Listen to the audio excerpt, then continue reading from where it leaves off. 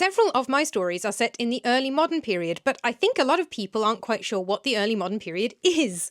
This is a phrase generally used in European history. So history in different areas of the world will use different phrases and different periodization. We categorize history into periods in different ways because the history is different in different places. The early modern period in European history roughly corresponds to the colonial period in American history, but it's not an exact correspondence. There are lots of different exact dates where historians start and end the early modern period, but it goes basically roughly from the mid-15th century through to the very early 19th century. Common start dates for it include 1453, when the Turks overran Constantinople, leading to the end of the Byzantine Empire and therefore the end of the Roman Empire, because the Byzantine Empire is the eastern half of the Roman Empire. Or you could go for around 1440 and the invention of the printing press.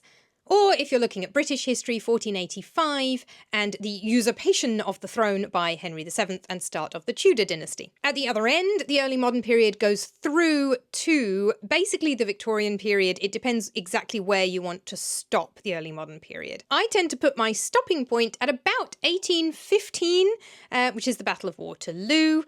Or 1816, because I focus on ghost stories. I'm writing ghost stories. And 1816 is the first draft of Frankenstein, which revolutionises Gothic literature, invents science fiction, and is just a huge moment in the history of literature. And was, of course, originally written as part of a challenge to write a ghost story by Mary Shelley. 1815 is quite a popular end date for the early modern period, so it's not quite up to the Victorian period, which starts in 1837, but it's not far off. It's during the Regency period. That's Jane Austen time, if you're not familiar. But other people might go for a slightly earlier date, for example, one of the dates of the French Revolution, which runs 1789 to 1799. If you wanted to tie it to American history, you could go for 1776. Some historians do take the early modern period quite a bit later, and if you take it to the invention of the Cook and Wheatstone telegraph system in 1837, you can actually make it line up with the beginning of the Victorian period in the same year. I have several stories set in the early modern period, and my forthcoming book on haunting tales relating to Christmas, New Year's and Yuletide will include two stories set in the later part of the early modern period. The story of the Hammersmith ghost from 1803 to 1804